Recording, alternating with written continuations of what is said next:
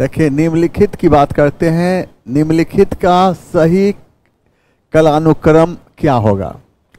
तो ये करने के लिए क्या करना होगा? पहले आपको चारों का डेट निर्धारित करना होगा, तभी आप इसे सजा सकते हैं। अब है कि वुड्स का एजुकेशन डिस्पैच, इसका समय क्या है? इसका समय 1854 ईस्वी। अब देखो, मैकाले का मिनट ऑन एजुकेशन, इसका समय क्या है? 1835 ईस्वी। द सार्जेंट एजुकेशन रिपोर्ट, इसका समय क्या है? 1944 ईस्वी। इंडियन एजुकेशन यानी हंटर कमीशन, इसका समय क्या है? 1882 ईस्वी। अब यहाँ पर मिलाना है। अब देखिए क्या होता है। और 1800 क्या होगा यहाँ पर? 1835 2।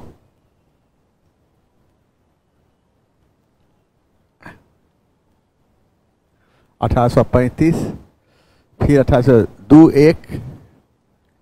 1 4 4 फिर 3। इसका सही आंसर 1 होगा। अब हम देखते हैं वुड का एजुकेशन डिस्पैच, यानी लॉर्ड डलहौजी के समय में 1854 ईस्वी में वुड्स डिस्पैच एक्ट पारित किया गया था। इस एक्ट के तहत मुंबई, मद्रास एवं कलकत्ता में एक एक विश्वविद्यालय की स्थापना की गई थी और एक एक विश्वविद्यालय की स्थापना की गई 1857 ईस्वी में। आपसे पूछा लॉर्ड डलहौजी के समय में। देखिए यहाँ पर किसके समय में? तो लॉर्ड डलहौजी के समय में। लॉर्ड डलहौजी के समय में 1854 ईस्वी में, 1854 ईस्वी में Wood's Dispatch Act, Wood's Dispatch Act पारित किया गया था।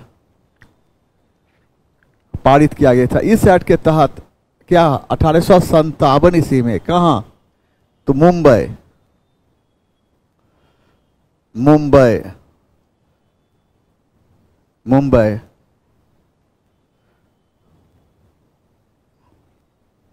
इस एक्ट का था 1857 से मुंबई, मद्रास एवं कलकत्ता में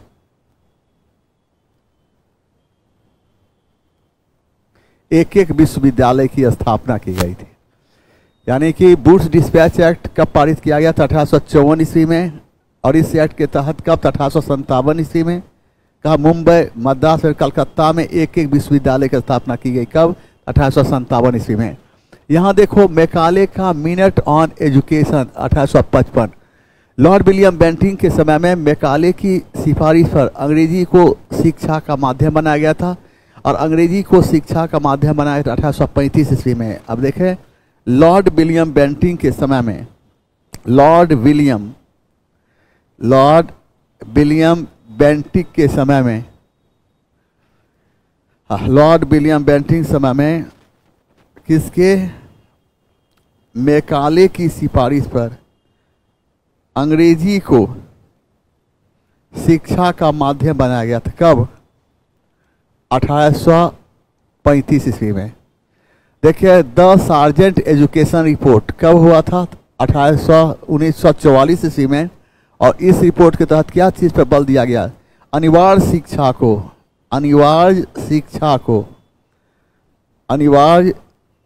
को लागू करने पर बल दिया गया।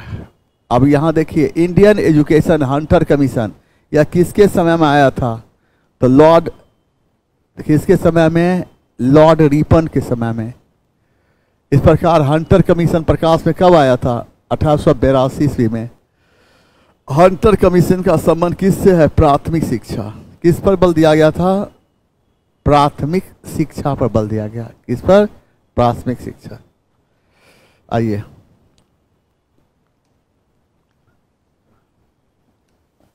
बहत्तर माइए। वर्ष 18 वर्ष की आयु में स्नातक, 20 वर्ष की आयु में प्रोफेसर तथा सुधारक के सह संपादक, 25 वर्ष की आयु में सार्वजनिक सभा और प्रांतीय सम्मेलन के मंत्री, 29 वर्ष की अवस्था में राष्ट्रीय कांग्रेस के मंत्री, 34 वर्ष की आयु में प्रांतीय विधायक, 36 वर्ष की आयु में इंपीरियल विधायक, 39 वर्ष की आयु में भारतीय राष्ट्रीय कांग्रेस के अध्यक्ष एवं देशभक्त, जिसे महात्मा गांधी ने अपना गुरु माना। इन शब्दों में एक जीवनीकार ने वर्णन किया, उसका क्या नाम है?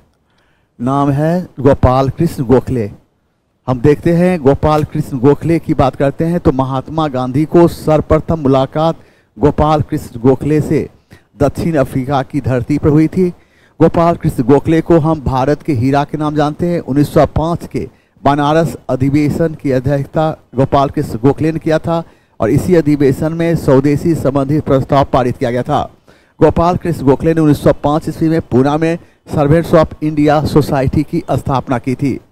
अब को यहाँ पर देखिए, अब आपसे यहाँ पर क्या रहेगा, पूछेगा कि महात्मा गांधी को कहाँ, महात्मा गांधी को गोपाल कृष्ण गोखले से मुलाकात कहाँ हुई थी? दक्षिण अफ्रीका, दक्षिण अफ्रीका। पूछेगा गोपाल कृष्ण गोखले को किस नाम जानते हैं? इन्हें हम भारत के हीरा के नाम जानते हैं। पूछेगा गोपाल कृष्ण गोखले ने किस अधिवेशन में? 1905 के कौन सा अधिवेशन? बनारस अधिवेशन की अध्यक्षता किया था। इसी अधिवेशन में क्या हुआ था?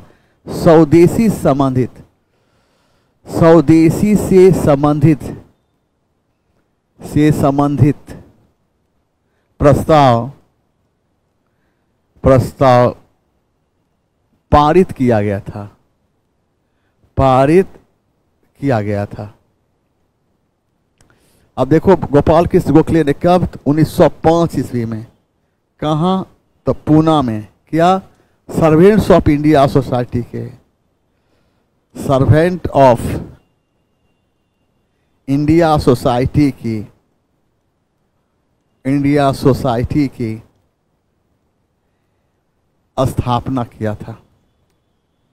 यहाँ पर देखिए पंडित मदन मोहन मालवीय की जब हम बात करते हैं तो एनी बेसेंट ने 1898 ईस्वी में बनारस में सेंट्रल हिंदू कॉलेज की स्थापना की, जो 1916 ईस्वी में मदन मोहन मालवीय के नेतृत्व में बनारस हिंदू विश्वविद्यालय के रूप में सामने आया था। अब देखें एनी बेसेंट ने 18 कब? तो 1898 ईस्वी में बनारस में सेंट्रल हिंदू कॉलेज की स्थापना किया था, जो कब? 1916 ईस्वी में। किसके नेतृत्व में? मदन मोहन मालवीय के नेतृत्व में, मदन मोहन मालवीय के नेतृत्व में बनारस हिंदू विश्वविद्यालय के रूप में, विश्वविद्यालय के रूप में सामने आया था। अब यहाँ पर महादेव गोविंद रानाडे की बात करते हैं तो महादेव गोविंद रानाडे की जब हम बात करते हैं तो गोपाल कृष्ण गोखले के राजनीतिक गुरु का नाम क्या था? तो महादेव गोविंद रानाडे। गोपाल कृष्ण गोखले के राजनीतिक गुरु का नाम महादेव गोविंद रानाडे था। अब महादेव गोविंद रानाडे को क्या कहा गया? इन्हें महाराष्ट्र का सुकरात कहा गया, इन्हें महाराष्ट्र का सुकरात कहा गया। ठीक ना? अरे बोर्ड पर जगह नहीं रहता, कथी लिखे हैं? हाँ,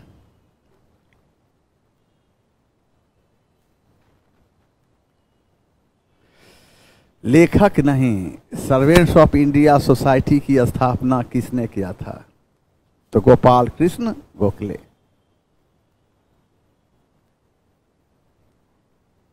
आ जाए, चलो यहां पर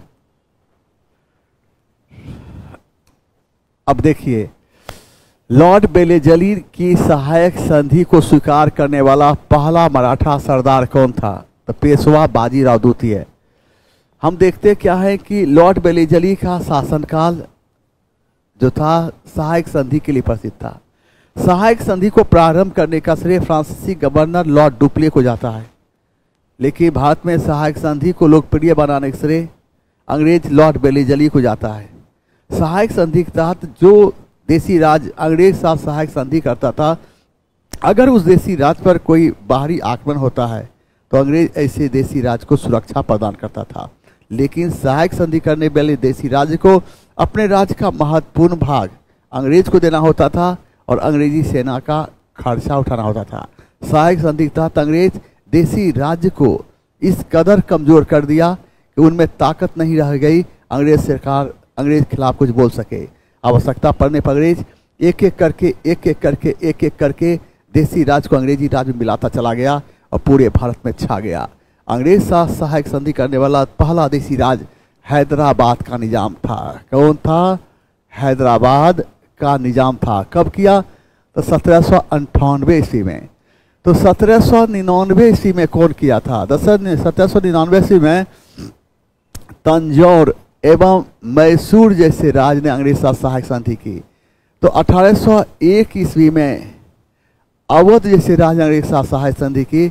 तो 1802 ईस्वी में पेशवा बाजीराव द्वितीय ने पेशवा बाजीराव द्वितीय ने अंग्रेज साथ सहायक संधि की, और इस संधि को हम बेसिन के संधि के नाम जानते हैं। इसे हम बेसिन की संधि के नाम जानते हैं। और इस संधि के तहत अंतिम पेशवा बाजीराव द्वितीय ने अपनी स्वतंत्रता समाप्त कर दिया था। तो 1803 ईस्वी में बरार के भोसले ने अंग्रेज साथ सहायक संधि की। तो 1804 ईस्वी में सिंधिया ने 1804 ईस्वी में सिंधिया ने अंग्रेज साथ सहायक संधि की।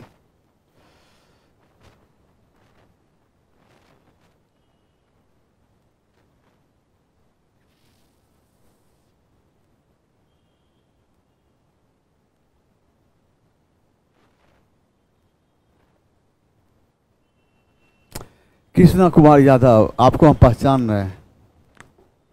कृष्णा कुमार यादव, हम आपको पहचान रहे हैं, ठीक ना? आइए इधर देखिए, निम्न महापुरुषों में से कौन भारतीय जागृति का जनक कहलाता है? तो कौन कहलाता है? राजा राममोहन राय।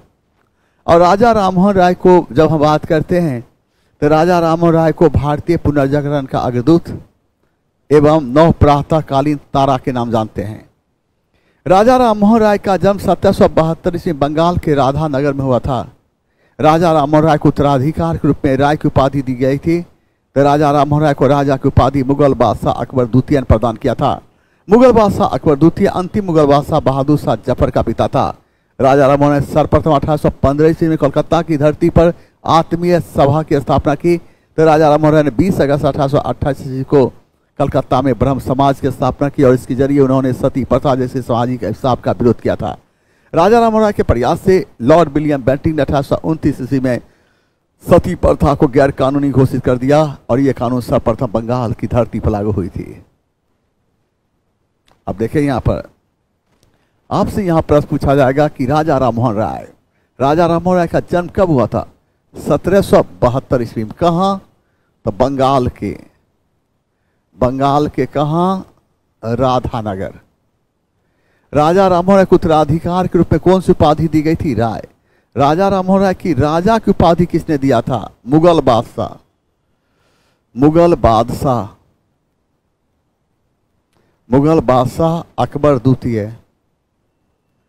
अकबर द्वितीय। ये मुगल बादशाह अकबर द्वितीय कौन था? अंतिम मुगल बादशाह बहादुर शाह जफर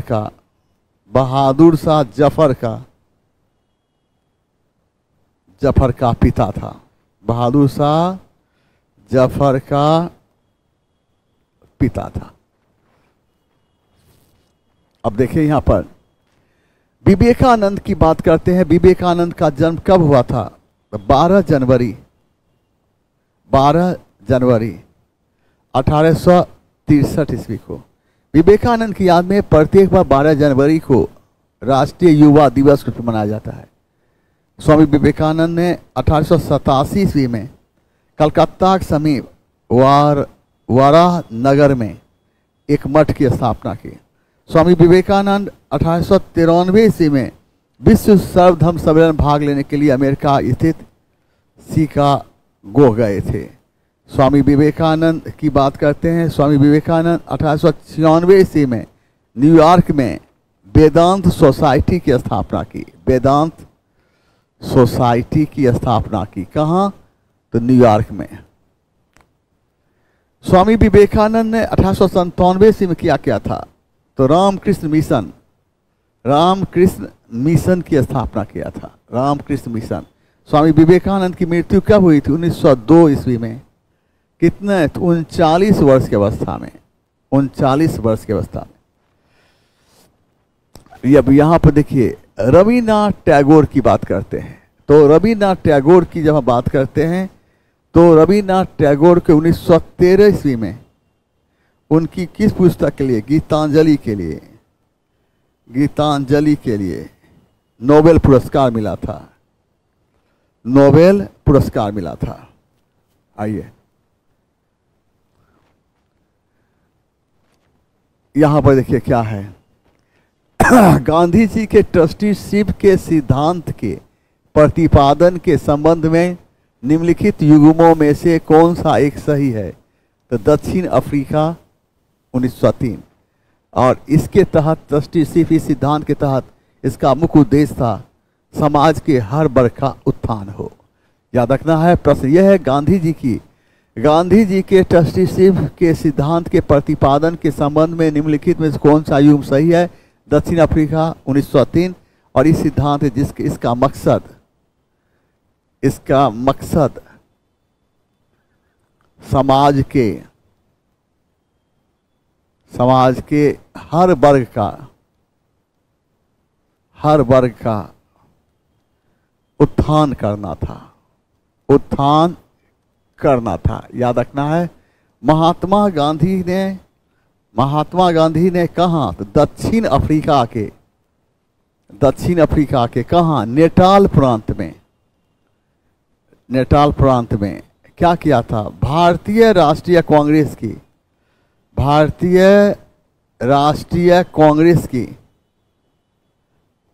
की स्थापना किया था। अब देखो निम्नलिखित में से कौन सा युग्म सुमेलित नहीं है? लाहौर प्रस्ताव फजलुल उल हक सही है। पीर रिपोर्ट राजा मोहम्मद मेहदी यह भी सही है। जनता की योजना विनोबा भावे गलत है। यह जनता की योजना किसका है? M.N. राय का है। किसका? M.N. राय। अब ये हम लाहौर प्रस्ताव कब प्रकाश में आया था? तो 1940 ईस्वी में। और लाहौर प्रस्ताव को हम पाकिस्तान प्रस्ताव के नाम जानते हैं। इस प्रस्ताव के तहत पहली बार पाकिस्तान की नींव रखने की जन्म हुई थी। पाकिस्तान के नींव रखने की जन्म हुई थी। याद रखना है। यह लाहौर प्रस्ताव कब प्रकाश में आया था? 1940 ईस्वी में। लाहौर प्रस्ताव को किस नाम जानते हैं? इसे हम पाकिस्तान प्रस्ताव के नाम जानते हैं। इस प्रस्ताव के तहत पहली बार क्या हुआ था? पाकिस्तान की नींव रखने की जन्म हुई थी। अब यहाँ पर देखिए पीर रिपोर्ट। ये पीर रिपोर्ट कब प्रकाश में आया था? तो 1938 ईस्वी में। और ये किससे संबंधित रिपोर्ट है? कांग्रेस शासित प्रदेश में मुसलमानों पर होने वाले अत्याचार का एक विवरण है।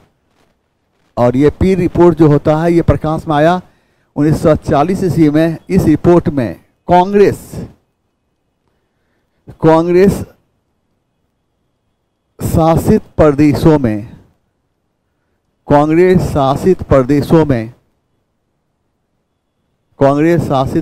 में प्रदेशों में मुसलमानों पर हुए अत्याचार का विवरण है।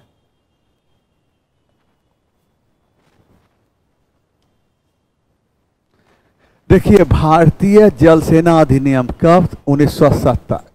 सविनय 1930। सांप्रदायिक निर्णय, यह प्रकाश कब आया था? और यह आया था कब? तो 1932 ईस्वी में। 1932 ईस्वी में। अब यहाँ पर मुख्य रूप से सांप्रदायिक निर्णय की बात करते हैं तो याद रखना है कि हम देखते हैं ब्रिटिश प्रधानमंत्री रैमजे मैकडोनाल्ड ने, ब्रिटिश प्रधानमंत्री रैमजे मैकडोनाल्ड ने 16 अगस्त 1932 ईस्वी को सांप्रदायिक निर्वाचन की घोषणा की। और इसके तहत क्या हुआ? इसके तहत क्या हुआ? हिंदुओं से पृथक मुसलमानों के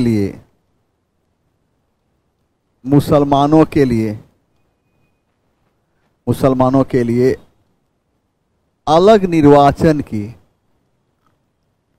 अलग निर्वाचन की व्यवस्था की गई थी।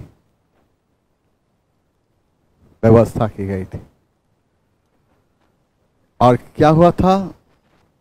गांधी और अंबेडकर के बीच कब? तो गांधी और अंबेडकर के बीच 26 सितंबर, कहीं कहीं मिलेगा 24 सितंबर भी, 26 सितंबर 1932 ईस्वी को जो समझौता हुई, इसे क्या नाम जानते हैं? इसे पूना समझौता के नाम जानते हैं। और पूना समझौता के तहत क्या हुआ था? पूना समझौता के तहत क्या हुआ था? हिंदुओं से पृथक, पूना समझौता के तहत हिंदुओं से पृथक हरिजनों के लिए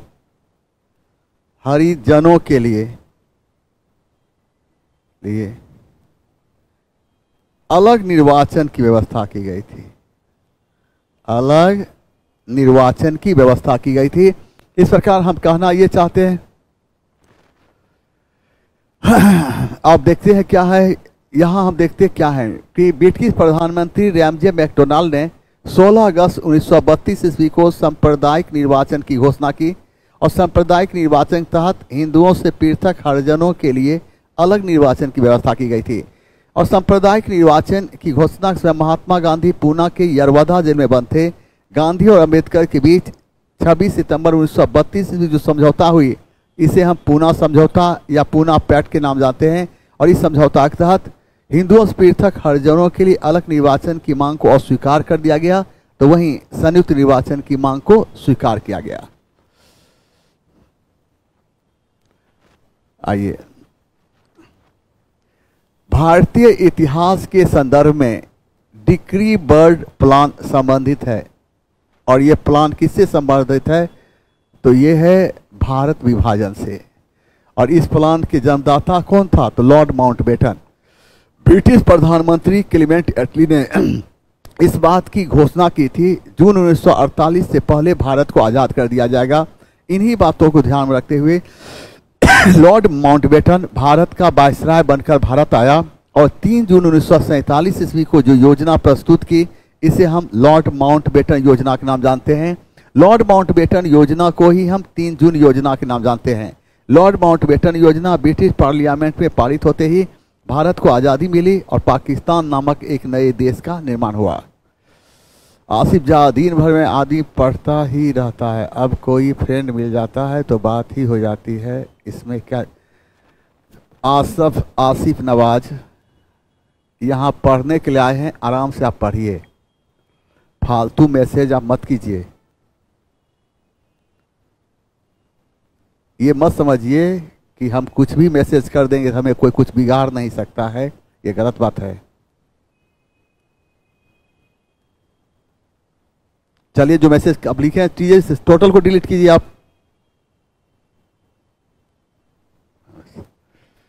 यहाँ पर देखें, यहाँ पर कौन था, ब्रिटिश प्रधानमंत्री देखना है। और देखिए यहाँ पर ब्रिटिश प्रधानमंत्री, ब्रिटिश प्रधानमंत्री क्या नाम था, क्लीमेंट एटली। क्लीमेंट एटली ने इस बात की घोषणा की थी क्या, जून 1948 से पहले, जून 1948 से पहले क्या किया जाएगा, भारत को आजाद कर दिया जाएगा। इन्हीं बातों को ध्यान रखते हुए कौन आया था, इन्हीं बातों को ध्यान रखते हुए लॉर्ड माउंटबेटन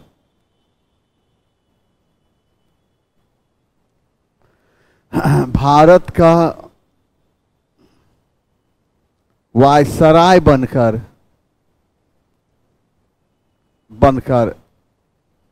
भारत आया था। और फिर क्या हुआ, इसने 3 जून 1947 को जो योजना प्रस्तुत किया उसे हम किस नाम जानते हैं, उसे हम लॉर्ड माउंटबेटन योजना एवं 3 जून योजना के नाम जानते हैं।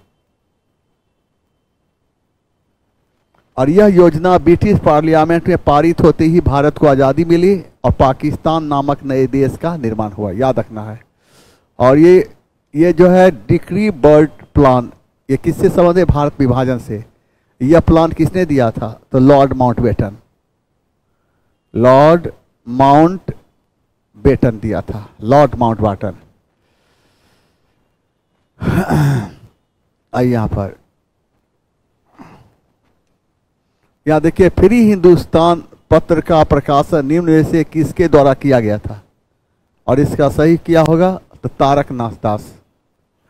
वीरेंद्र कुमार घोष और भूपेंद्र नाथ दत्त ने, देखो वीरेंद्र कुमार घोष एवं भूपेंद्र नाथ दत्त ने किस पत्रिका का प्रकाशन किया था, युगांतर नामक पत्रिका का प्रकाशन किया, जिसका संबंध किससे था, जिसका संबंध क्रांति से था। देखिए यहाँ पर वीरेंद्र नाथ चट्टोपाध्याय या किस पत्रिका का प्रकाशन किया था,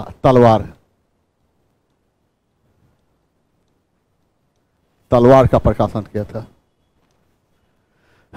यहां देखिए, मॉन्टेस्क्यू चेम्सफोर्ड प्रस्ताव किससे संबंधित है, ये संवैधानिक सुधार से है।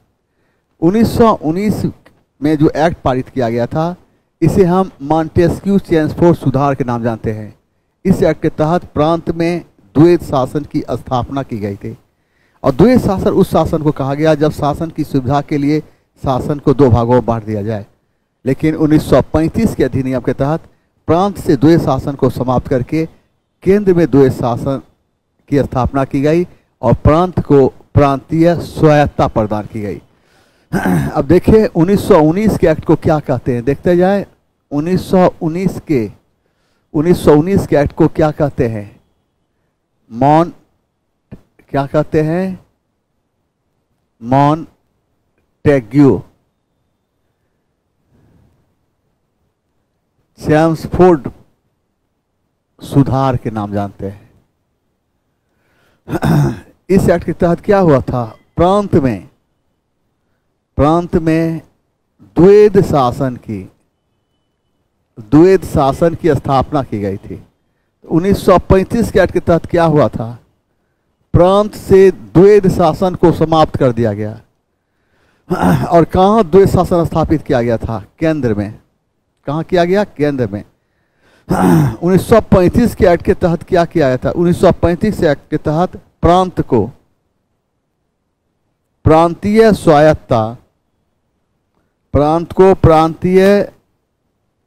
स्वायत्तता प्रदान किया गया था। प्रांतीय स्वायत्तता प्रदान किया गया था। आइए यहाँ पर चर्चित पुस्तक बिहार बढ़कर रहेगा, इसके लेखक कौन थे? तो इसके लेखक डॉक्टर जगन्नाथ मिश्रा थे। अब है श्री कृष्ण सिंह की पुस्तक कई थे और उनकी एक पुस्तक है महावली। महावली याद रखना है। डॉक्टर राजेंद्र प्रसाद की पुस्तक का एक है India divided. India divided doctor Rajendra Prasad की रचना का नाम है। आप आइए यहां पर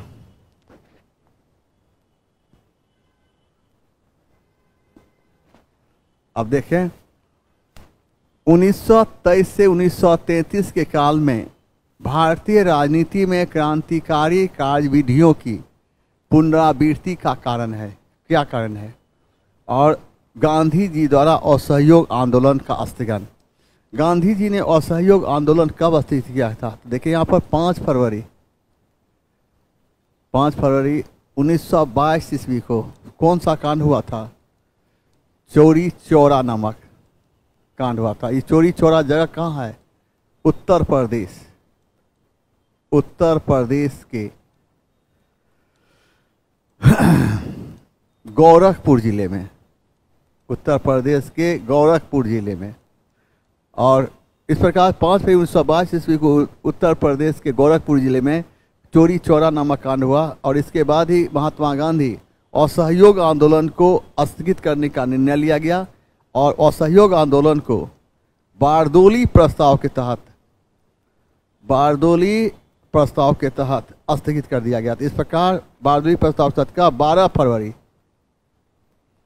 1922 को असहयोग आंदोलन को स्थगित कर दिया गया। देखिए यहाँ पर SST प्लस GS है, ये ऑफर बैच चल रहा है। अगर आपको लगता है लेना चाहिए तो ले लो, और नहीं लेने की इच्छा मत लो।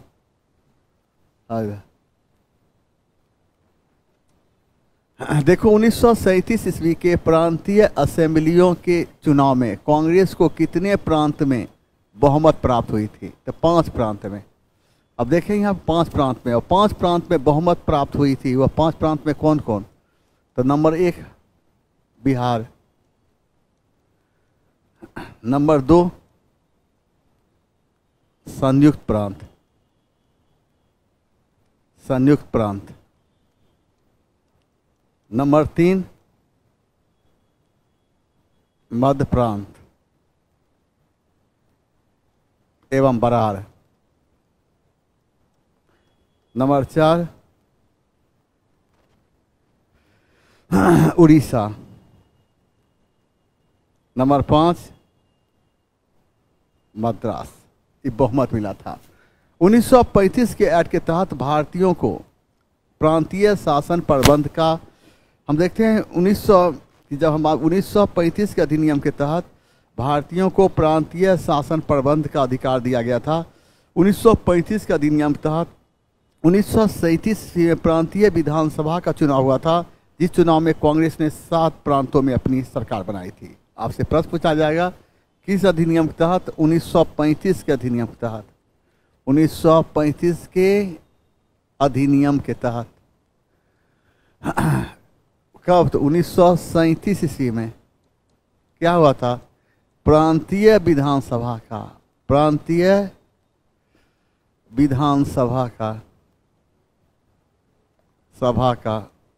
गठन किया गया। 1935 के अधिनियम के तहत 1935 में प्रांतीय विधानसभा का चुनाव हुआ। इस चुनाव में कितना? इस चुनाव में कांग्रेस ने 7 प्रांतों में सरकार बनाई। 7 प्रांत में। और कितने प्रांत में स्पष्ट बहुमत आया था? स्पष्ट बहुमत कितने प्रांतों में स्पष्ट बहुमत आया था? तो 5 प्रांत में। 5 प्रांत। आइए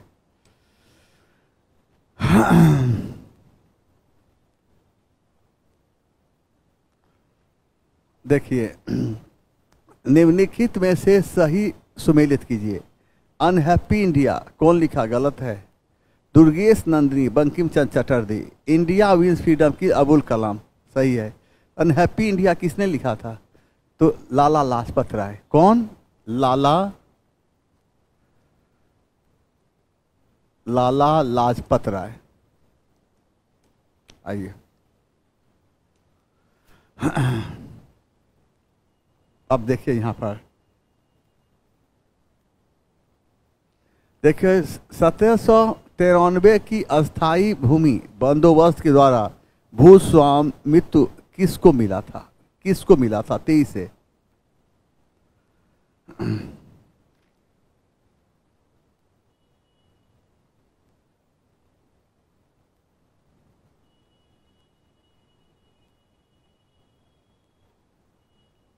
अब देखिए इसका क्या ही सही आंसर होगा? जमींदारों को। हम देखते हैं कि लॉर्ड कॉर्नवालिस समय में 1793 ईस्वी में अस्थाई बंदोबस्ती प्रथा प्रारंभ किया गया था। अस्थाई बंदोबस्ती प्रथा को हम जमींदारी प्रथा के नाम जानते हैं, इसे सूर्यास्त कानून के नाम से भी जानते हैं, इससे हम स्तंभदारी प्रथा के नाम जानते हैं, और इस प्रथा के तहत जमीन का मालिक जमींदार को माना गया था। अब देखें यहाँ पर किसके समय में? लॉर्ड कॉर्नवालिस समय में। लॉर्ड कॉर्नवालिस के समय में, कॉर्नवालिस समय में, कम 1793 ईस्वी में अस्थाई बंदोबस्ती प्रथा प्रारंभ किया गया। इस प्रथा को क्या कहते हैं? जमींदारी प्रथा। इसे क्या कहते हैं? सूर्यास्त कानून। सूर्यास्त कानून। इसे हम स्तंभदारी प्रथा का नाम जानते हैं। इस प्रथा जमीन का मालिक किसको माना गया था? जमींदार को।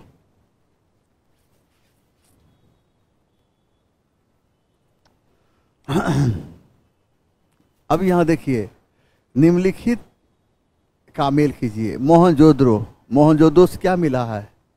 तो मोहनजोदड़ो से क्या मिला? Great bath. हड़प्पा से क्या मिला है? स्टैचू ऑफ प्रीस्ट, मतलब पुजारी का सर। कालीबंगा से क्या मिला है? कालीबंगा से क्या मिला है? हल के चिन्ह। लोथल से क्या मिला है? पतन मिला है। अब इसको मिलाइए। 1 का 4, 1 का 4, 2 का 1, 3 का 3, 4 का 2। सही आंसर ए होता है। आइए, गाय किस काल में महत्वपूर्ण स्वरूप धन का था? किस काल में? 23 आंसर का जवाब दे। 23 प्रश्न का जवाब दे।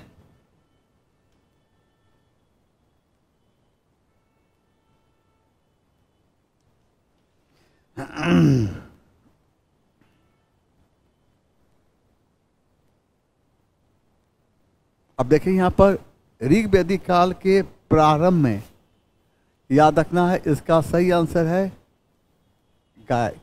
ऋग्वैदिक काल के प्रारंभ में आर्यों का मुख्य व्यवसाय क्या था? तो ऋग्वैदिक काल के प्रारंभ में आर्यों का मुख्य व्यवसाय क्या था? पशुपालन था। और उत्तर वैदिक काल में आर्यों का मुख्य व्यवसाय क्या होगा? कृषि। उस समय धन का आधार क्या थी? गाय थी। वैदिक सभ्यता कैसी सभ्यता थी? ग्रामीण सभ्यता थी। ग्रामीण सभ्यता थी। तो ऋग्वैदिक काल प्रारंभ में आर्यों का मुख्य व्यवसाय पशुपालन, तो उत्तर वैदिक काल में आर्यों का मुख्य व्यवसाय कृषि हो गया। ऋग्वैदिक काल में गाय का सबसे महत्वपूर्ण, मतलब ये बहुत महत्वपूर्ण माना जाता था, ये धन का स्वरूप था, और जिसके पास जितने होते थे गाय वह उतने धनवान माने जाते थे। और यह एक ग्रामीण सभ्यता थी, एक ग्रामीण सभ्यता थी। हम देखते हैं ऋग्वेद में एक ही अनाज का उल्लेख मिलता है जिसका नाम जौ है, और जौ के लिए कौन शब्द आया है? यौ शब्द आया है। उत्तर वैदिक काल में यौ शब्द आया। ऋग्वेद में एक ही आभूषण के विषय में जानकारी मिलती है जिसका नाम क्या है? निष्क। ऋग्वेद में एक ही आभूषण विषय में जाकर जिसका नाम निष्क। निष्क क्या है? गले में पहना जाने वाला, गले में पहना जाने वाला सोने का हार था।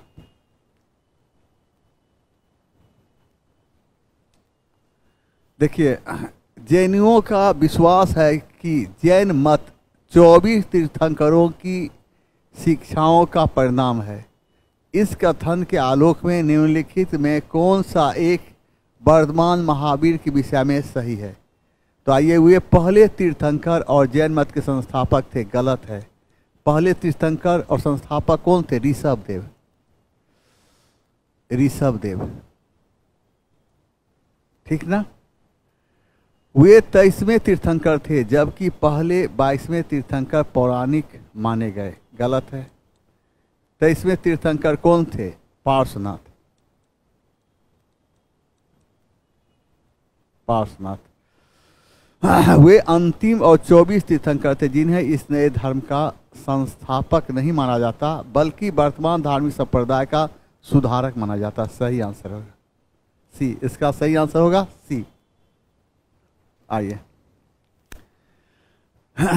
ईसा पूर्व 300 के आसपास नगरीकरण के कारण जनसंख्या में काफी वृद्धि हुई थी। निम्नलिखित नगरों को उनकी जनसंख्या के हिसाब से आरोही क्रम, घटते हुए क्रम में संयोजित कीजिए। और इसका क्या होगा? पाटलिपुत्र और मथुरा। 2 और 3, और 2 और 3 किस में है? सी। सही आंसर मारना है सी। यहाँ पर देखिए, क्वेश्चन यहाँ पर है, उत्तरी तथा उत्तर पश्चिमी भारत में सर्वाधिक संख्या में तांबे के सिक्के को जारी किया था। कौन? तो कुषाण ने किया था। याद रखना है, याद रखना। भारत में सर्वप्रथम सोने का सिक्का किस काल में चला था? हिंद यवन काल में। और हिंद यवन को क्या कहते हैं हम? इसे हम इंडो ग्रीक कहते हैं। Indo Greek. तो भारत में सर्वप्रथम सोने का सिक्का चलाया। सोने का सिक्का। भारत में सबसे अधिक शुद्ध सोना का सिक्का, सबसे अधिक शुद्ध सोने का सिक्का, सोने का सिक्का किस काम चलाया गया? तो कुषाण काल में। भारत में सबसे अधिक सोने का सिक्का, सबसे अधिक सोने का सिक्का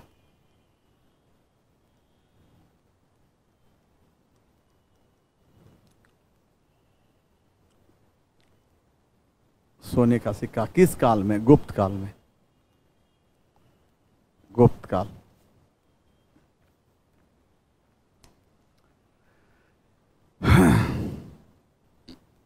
अब देखें, निम्नलिखित में से किस अभिलेख शिलालेख में सती प्रथा का प्राचीनतम संदर्भ मिलता है?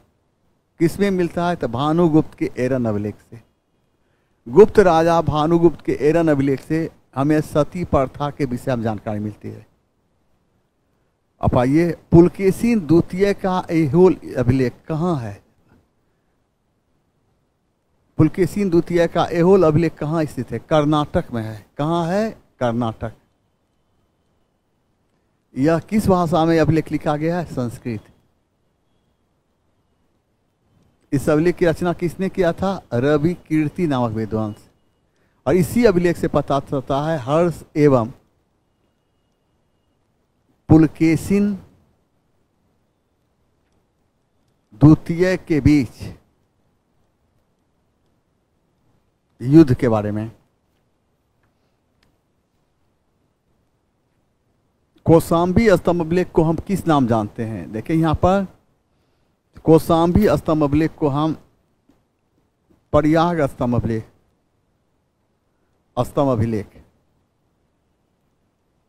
एवं रानी के स्तंभ अभिलेख, रानी के स्तंभ अभिलेख के नाम से जानते हैं।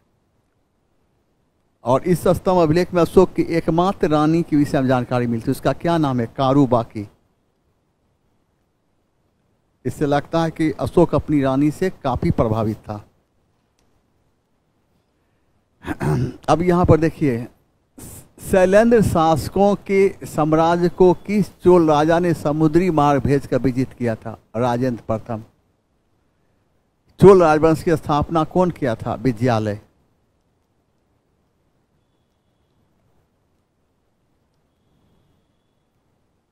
चोल राजवंश का संस्थापक, चोल राजवंश का संस्थापक राजराज प्रथम। ये कौन है? चोल राजवंश का वास्तविक संस्थापक,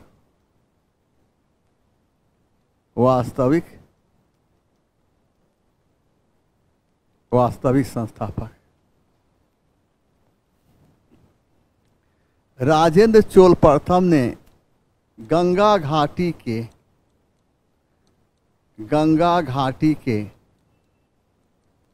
मैदानी क्षेत्रों में सफल नौसैनिक अभियान करके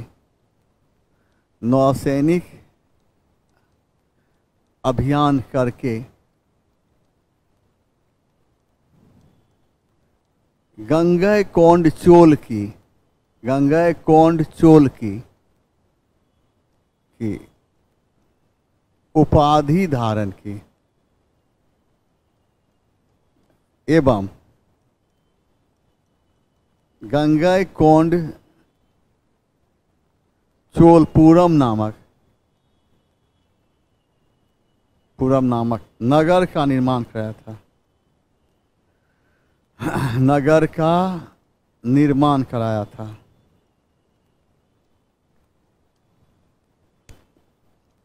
आइए देखो, किस स्तूप के निर्माण से सफेद संगमरमर का प्रयोग किया गया था? तो कौन है? तो अमरावती का स्तूप। ये कहाँ है? आंध्र प्रदेश।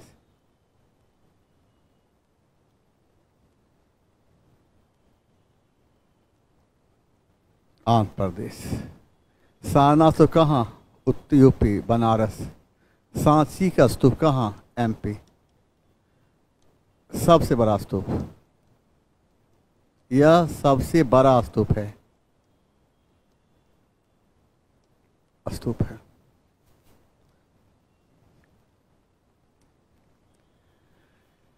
देखिए, वह तिब्बती बौद्ध भिक्षु जिसने भूटान को एक राष्ट्र के रूप में एकीकृत किया था, उसका नाम क्या? गुआंग नामक ज्ञान। सही आंसर ये होता है। देखिए यहाँ पर 1290 से 1320 के दौरान किस वंश ने दिल्ली पर शासन किया था? कौन सा वंश शासन किया था? तो खिलजी राजवंश। अब खिलजी राजवंश की जब हम बात करते हैं तो फिर हम देखते क्या है,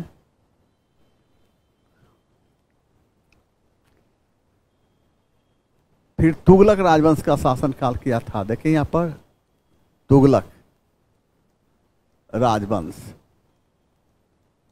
शासनकाल कितना? 1320 से 1414 ईस्वी।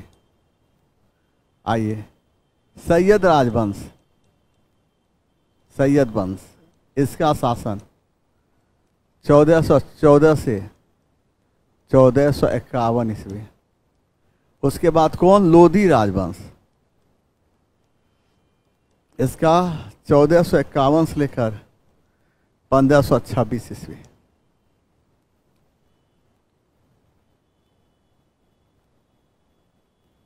क्लियर? आइए, धर्म सुधार का अग्रदूत किसे कहा जाता है? तो मार्टिन लूथर। मार्टिन लूथर कहाँ का था? जर्मनी का। और जर्मनी के एकीकरण का श्रेय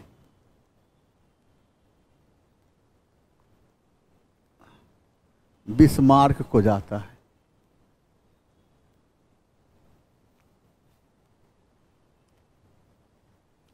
देखो 1337 से 1453 तक 100 वर्षों से भी अधिक समय तक किसके बीच युद्ध चलता रहा? इंग्लैंड और फ्रांस के बीच। और इस युद्ध को 100 वर्षीय युद्ध कहते हैं। इसे हम 100 वर्षीय युद्ध के नाम जानते हैं। इंग्लैंड और फ्रांस के बीच कौन सा युद्ध हुआ था? सप्तवर्षीय युद्ध। सप्तवर्षीय युद्ध। सप्तवर्षीय युद्ध का समय क्या है? 1756 से लेकर 1763 ईस्वी। और इस सप्तवर्षीय युद्ध का अंत किस संधि के तहत हुई थी? पेरिस की संधि। पेरिस की संधि। और ये संधि कब हुई थी? 1763 ईस्वी। चीन की विशाल दीवार के निर्माण का श्रेय किसे जाता है? Queen she Huang. ये कौन था? चीन का प्रथम सम्राट। चीन का प्रथम सम्राट।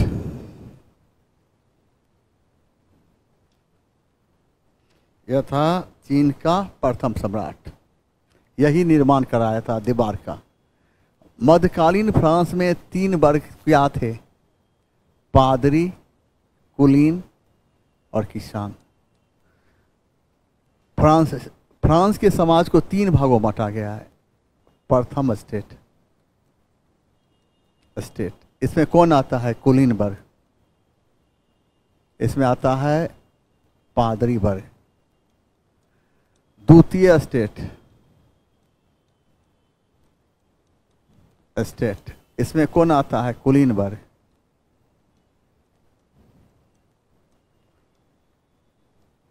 तृतीय स्टेट। इसमें कौन आता है? पादरी और कुलीन को छोड़कर शेष जनता, जिसमें किसान भी आ जाएगा। जिसमें किसान भी आ जाएगा।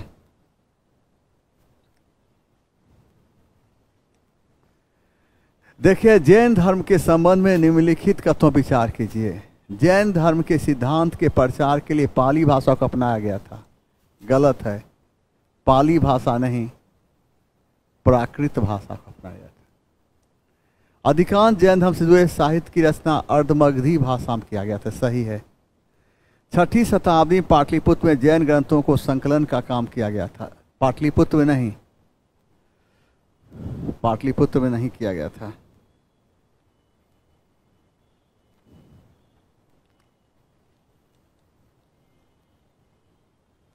वल्लभी में किया गया था। और वल्लभी कहाँ है? गुजरात। जैन धर्मावलंबियों ने कन्नड़ भाषा के विकास में पर्याप्त योगदान दिया। सही है। तो कौन सा कथन सही है? तो 2 और 4 सही है। तो 2 और 4 किस में है? सी होगा। बीपीएससी शिक्षक भर्ती 4 SST प्लस GS पसंद है लो, नहीं पसंद है मत लो। 20 बार क्या बोले हम? सर चार्ल्स विल्किंसन निम्नलिखित में से किस अनुवाद के लिए प्रसिद्ध है? भागवत गीता का अंग्रेजी अनुवाद। याद रखना है। किसके समय यह अनुवाद हुआ था? वारेन हेस्टिंग्स समय में। वारेन हेस्टिंग्स समय में। ठीक है। वारेन हेस्टिंग्स समय में क्या? तो जोनाथन डंकन ने बनारस में क्या किया था? संस्कृत विद्यालय की स्थापना की थी। वारेन हेस्टिंग्स समय में कब? 1781 ईस्वी में। कहाँ? कोलकाता में। क्या हुआ था? एक मदरसा की स्थापना की गई थी।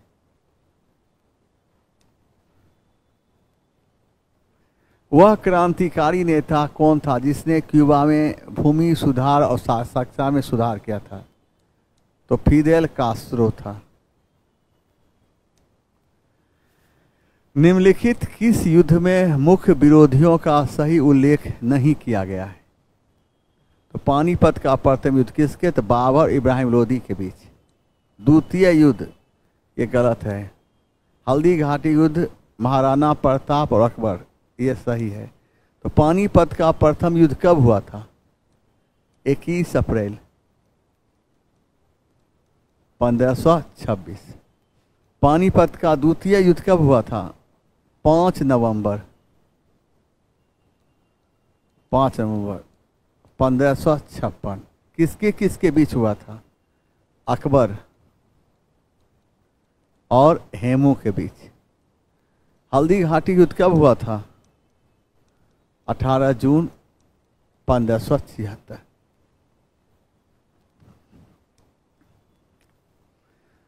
बिहार में सैनिक अभियान आयोजित करने वाला पहला सुल्तान कौन था? इल्तुतमिश। और यह अभियान कब आयोजित किया गया था? 1225। बिहार का पहला सूबेदार किसको बनाया था? इल्तुतमिश। मलिक जानी को। मलिक जानी को। ऐबक का अर्थ क्या होता है? चंद्रमा का स्वामी। ये होता है चंद्रमा का स्वामी। ऐबक का अर्थ होता है। बलबन का वास्तविक नाम क्या था? बहाउद्दीन बलबन। बलबन। महाराष्ट्र की जोरवे संस्कृति का विकास मुख्यतः परवरा नदी के किनारे हुई थी। सही है। जोरवे संस्कृति का विकास 2000 ईस्वी पूर्व से लेकर 1800 ईस्वी पूर्व के बाद हुआ था, यानी 1400 से लेकर 1000 ईस्वी पूर्व। इस संस्कृति पर दक्षिण के नवपाषाण संस्कृति तत्व भी विद्यमान पाए गए। ये सही है। जोरवे संस्कृति का सबसे बड़ा स्थल कौन है? ये गलत है। कौन है? इनाम गांव।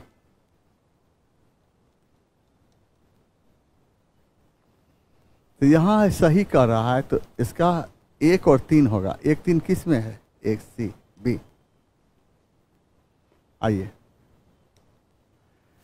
6 में कश्मीर घाटी का अंतिम मुस्लिम शासक यूसुफ शाह बख्त, जिन्होंने मुगल सम्राट अकबर द्वारा बिहार में निवासित किया, दफन कहाँ? नालंदा में।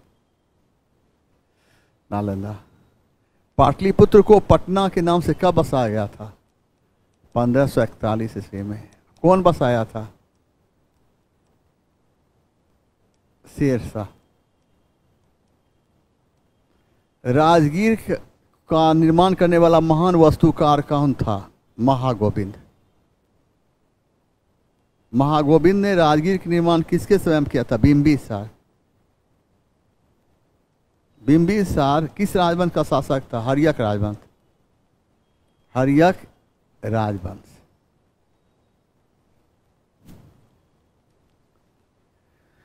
1857 के विद्रोह से बिहार का कौन सा भाग प्रभावित रहा? मुंगेर। इसका सही आंसर बी होगा। बी। 1857 के विद्रोह का प्रतीक चिन्ह क्या था? कमल का फूल। कमल का फूल एवं चपातियां। 1857 विद्रोह के समय गवर्नर जनरल कौन था? लॉर्ड कैनी। ब्रिटेन के प्रधानमंत्री कौन था? Lord Palmerston. संथाल विद्रोह के नेता कौन थे? सिद्धू और कान्हू। सही होगा। संथाल विद्रोह कब समय है? 1855 से 1856। बिरसा मुंडा को किस नाम जानते हैं? इसे धरती आबा। धरती आबा। मुंडा विद्रोह का समय क्या है? 1899 से 1900 ईस्वी। मुंडा विद्रोह किस नाम जानते हैं? उलगुलान विद्रोह। उलगुलान विद्रोह के नाम जानते हैं। बिहार में विभिन्न स्थानों पर किसने क्रांतिकारी भाषण दिया? स्वामी सत्यदेव ने। दानापुर की सैनिकों ने कब अंग्रेजों के विरुद्ध विद्रोह किया था? 25 जुलाई 1857 को। 25 जुलाई 1857 ईस्वी को। 1857 के विद्रोह में याद रखना है, जमींदार, साहूकार एवं कृषक ने भाग नहीं लिया था। 1857 के विद्रोह भारतीय सेना को पुनर्गठित करने के लिए पील आयोग का गठन किया गया था। पील आयोग का गठन, ठीक है। आज यहीं तक रहता है आपका, ठीक ना। और फिर आप मिलते हैं, कल मिलते हैं हम। बढ़िया से पढ़ना है। जवान कोई दिक्कत होगा तो बोलना है, हर कदम पर साथ हैं। याद रखना, जीवन में किसी को सम्मान दो, जैसा फेंकेगा वैसा मिलेगा। जीवन में किसी को अपमान मौका मिले तो अपमान मत करो, किसी को सम्मान दो। सम्मान दोगे तो तुम्हें भी सम्मान मिलेगा। किसी को रुलाकर क्या मिलेगा तुमको? अगर तुम किसी को हंसा नहीं सकते हो तो उसे रुलाओ मत।